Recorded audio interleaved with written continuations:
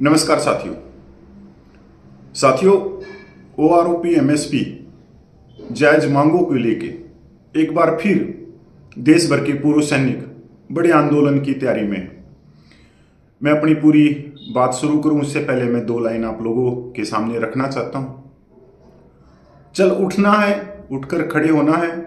बेशक गिर जाए तो इस बार भी लड़ना नहीं छोड़ना है। थोड़ा वक्त तो लगता है, सोना कुछ देर तो तपता है, बस वो चमक बनना है। गिरकर फिर से उठना है। क्या हुआ इस बार नहीं तो अगली बार होगा, नहीं होगा तो जिंदगी थोड़े ना खत्म है। चल उठकर तलाशे हम इस दुनिया को, क्या पता मंजिल कहीं और है। बस गिरना नहीं है, जिंदगी से मुंह मोड़ना नहीं है, उठना है, बस हर बार गिरकर उठना है। साथियों, आप सबको मालूम है कि सबका सैनिक संघर्ष कमेटी ने एक साल जवानों की जायज मांगों के लिए दिल्ली जंतर मंतर पर आंदोलन किया। और ये बात भी किसी से छुपी नहीं है कि उस आंदोलन को तोड़ने के लिए हमारे ही साथी जो हमारे आसपास में बैठे थे, हमारे ही जो बुजुर्ग सम्मानित बड़े रैंक के हैं, उन्होंने एक रणनीति या एक सरकारी एजेंडे के द्वारा काम किया और उस आंदोलन को तोड़ा भी और दो फाड़ भी किया, जिससे जवानों की जायज मांगे पूरी ना हो। यह आप भली भांति जानते। पर संघर्ष जो है वो जीवन का हिस्सा है। एक संघर्ष में इस तरह की नॉर्मल चीजें बहुत महत्वपूर्ण होती है, क्योंकि जब आप संघर्ष करते हैं तो संघर्ष का महत्व या संघर्ष से जब भी आपका कामयाब होता है जब आपके ही साथी आपकी लातें पकड़कर आपके संघर्ष को तोड़े या पीछे हटाए और हम हमारे को गिराने की पूरी कोशिश होती है। पर अगर हम गिरकर हिम्मत हार जाएंगे तो ये तो काम नहीं चलेगा, क्योंकि संघर्ष एक ऐसी चीज है कि बार बार आपको गिराया जाएगा और बार बार आपको उठना पड़ेगा और अपने आप को साबित करना पड़ेगा कि आपका जो संघर्ष है वो समानता का, न्याय के लिए, स्वाभिमान के लिए, आत्मसम्मान के लिए। तो एक संघर्ष में ये चीजें बहुत ही नॉर्मल मानता हूं, जो मैंने सीखा है अपने जीवन में, कि आपके संघर्ष को आपके ही साथी तोड़ेंगे। तो एक बार फिर 30 लाख पूर्व सैनिकों ने तैयारियां शुरू करी हैं कि वो जायज मांगों के लिए एक बड़े आंदोलन की तैयारी में है। और अब की बार क्या पता ये 1 साल क्या 2 साल भी चल जाए ये आंदोलन। तो हम सब ने अपने न्याय के लिए, अपनी समानता के लिए, अपने आत्मसम्मान के लिए, अपने स्वाभिमान के लिए हमने इस संघर्ष का हिस्सा बनना पड़ेगा। जो मेरे से मदद मांगी गई है कि आप पूरे देश भर के पूर्व सैनिकों तक यह आवाज पहुंचाओ कि संघर्ष की तैयारियां शुरू हो चुकी है। तो मैंने आश्वासन दिया कि मैंने सारे काम छोड़ने पड़े, मैं थोड़ा सा वकालत से दूर हूँ, अपनी पढ़ाई से दूर हूँ, पर मैं 30 लाख पूर्व सैनिकों के लिए, हमारी 7.5 लाख माता बहनों के लिए मैं हर समय उनके लिए तैयार हूँ। जो भी मेरी ड्यूटी लगेगी, जैसे भी लगेगी, मीडिया के द्वारा लगेगी, मैं उनके संघर्ष के अंदर भागीदार बनूंगा और जो मेरा कर्तव्य है, जो जैसी भी मेरे से सेवा होगी, तन से, मन से, धन से, मैं वो करूंगा। आप पूरा वीडियो देखना और इस वीडियो को ज़्यादा से ज़्यादा शेयर भी करना, जिससे सभी पूर्व सैनिकों तक ये बात चली जाए। धन्यवाद दोस्तों। जय हिंद दोस्तों। मैं air veteran corporal Mohan Arangan Chennai से। दोस्तों, आने वाले 7 तारीख को, दिसंबर 7 तारीख को, पहले हमने बोल दिया कि हम काला दिवस मनाएंगे फ्लैग डे के दिन। उसका वजह क्या है कि फ्लैग डे के नाम पे करोड़ों रुपए, मतलब पूरे भारतवर्ष से तकरीबन 800 से लेके 1000 करोड़ से ऊपर कलेक्शन होता है। लेकिन ये पैसा जाता कहाँ, ये हमें पता नहीं है।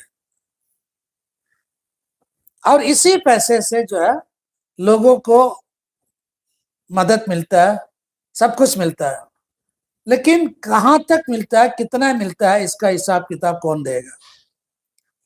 जितने भी सैनिक संगठन इसके बारे में आरटीए डालना चाहिए अपने अपने स्टेट का, क्योंकि जो केंद्रीय सैनिक बोर्ड हो या राज्य सैनिक बोर्ड, जिला सैनिक बोर्ड, ये सारे के सारे सिस्टम क्या है, 60% सेंट्रल से है, 40% स्टेट से है, और ये 60% जो खर्चा कहां से मिलता है, फ्लैग डे की वजह से।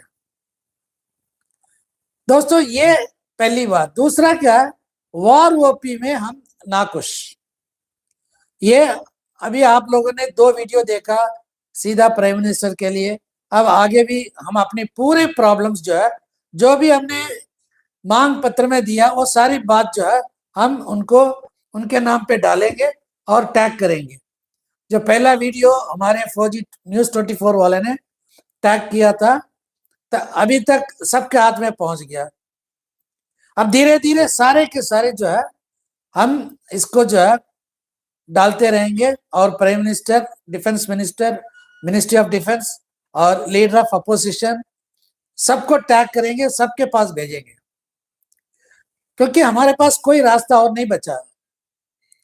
जंतर मंतर में 14 महीने में बैठा, 14 महीने पूरा बैठा वहां पे, लेकिन उसका कोई असर नहीं हुआ। सिर्फ असर ये हुआ कि हमारे अंदर जो है एक जागरूक पैदा हुआ, लोगों का हौसला बढ़ा, लोगों को हिम्मत आए कि भाई हम भी बात कर सकते हैं।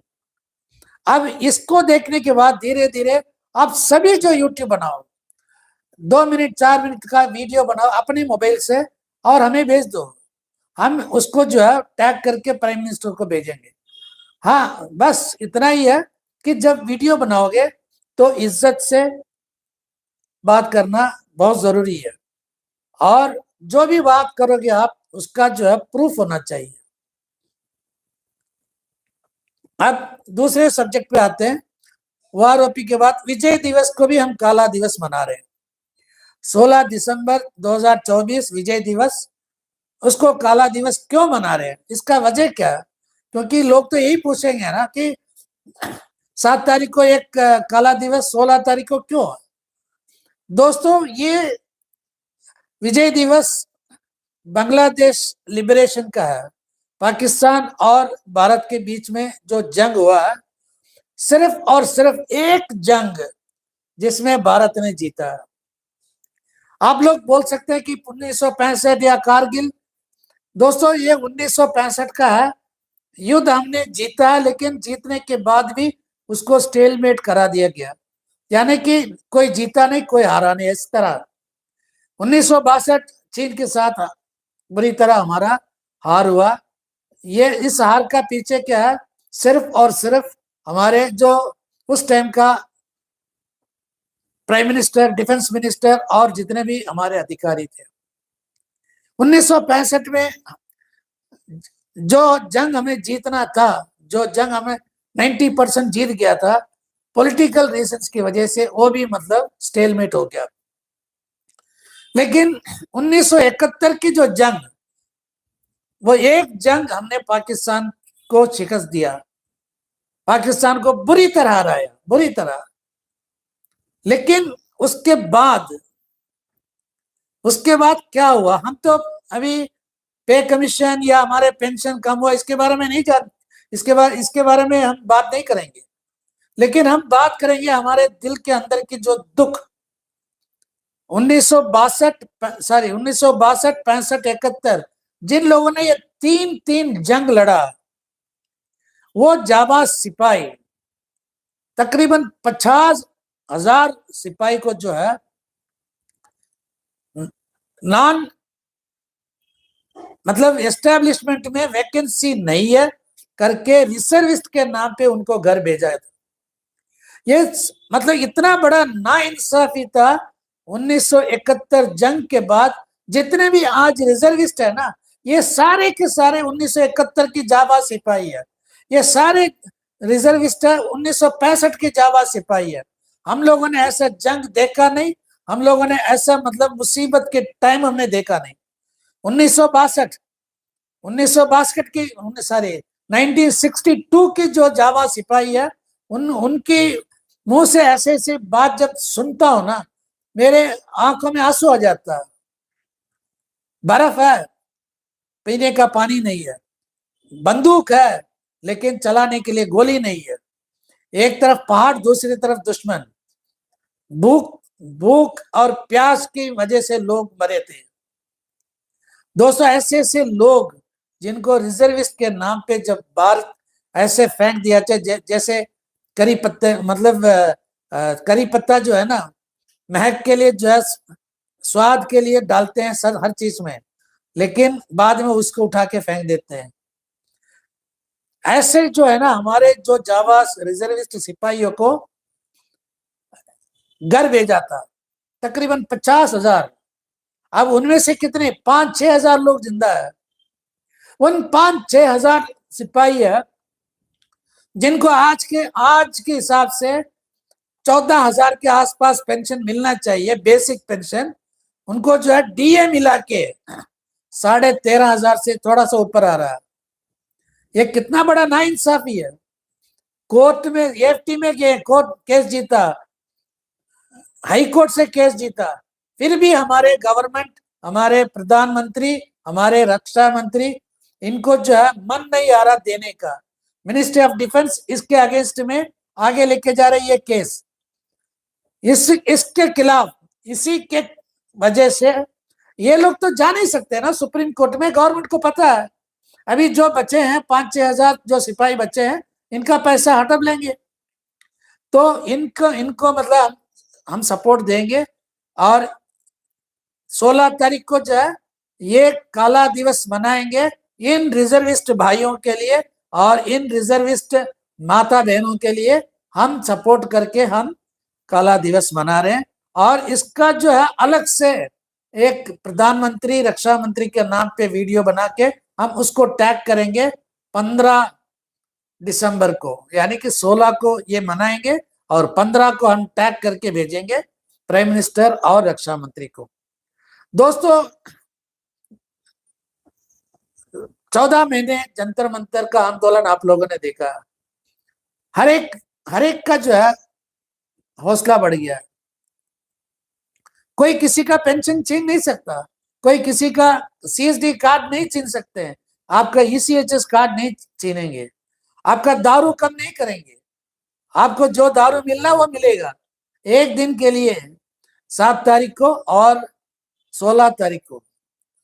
आप आधा घंटा, पौना घंटा, 1 घंटा वो काला बैच पहनो और लोगों को समझाओ। अगर हो सके तो हम इसके बारे में मतलब यूट्यूब में और व्हाट्सएप में मैसेज भेजेंगे, उसका प्रिंट आउट निकाल के लोगों में डिस्ट्रीब्यूट करो। हम काला दिवस क्यों मना रहे हैं, पब्लिक को पता होना चाहिए। आज कहते हैं ना, हमारे माननीय प्राइम मिनिस्टर साहब कहते हैं हिंदुस्तान के हर एक नागरिक चैन की नींद सोता है, तो उसके वजह है कि बॉर्डर में हमारे जवान खड़ा है। हमारे माननीय प्रधानमंत्री ने कहा ऐसे जवानों के साथ इस देश में क्या अन्याय हो रहा है, ये हमारे आम पब्लिक को पता होना चाहिए। आप ये नोटिस 10, 20, 50 नोटिस बनाओ, अपने लोगों में बांटो, यानी कि आपके मोहल्ले में जितने भी सिविलियन है उनमें बांटो। क्योंकि अब की बार जो हम मुहिम चला रहे हैं, हमारे साथ साथ पब्लिक को भी पता, मतलब पब्लिक को भी हम अवेयरनेस पैदा, ऐसे इस तरह का अवेयरनेस पैदा कराने के लिए सोच रहे हैं कि हम क्यों सड़क पे बैठे थे, हमारा मांग क्या है। हमारा पेट इतना बड़ा नहीं है जितना आप लोग सोचते हो, ये मतलब उनको समझाना है। जितना हो सका मैंने अपनी इस वीडियो में समझाया, और आगे सोचना आपका काम है। दिसंबर 7 तारीख को काला दिवस, दिसंबर 16 तारीख विजय दिवस को भी काला दिवस, दोनों का वजह अलग अलग। कहना मेरा काम, कह दिया। अब सुनना और इसको शेयर करना या इसको मतलब स्किप करना, यह आपके मतलब मर्जी है। जितना शेयर करोगे उतना हमारे लिए फायदा है। घर बैठे बैठे आप ये काम कर सकते हैं, अपने मोहल्ले में बैठ के कर सकते हैं। अगर ये भी नहीं कर सकते हो, अगर ये भी नहीं करोगे तो फौजी कहलाने की लायक नहीं हो। जय हिंद, वंदे मातरम, भारत माता की जय।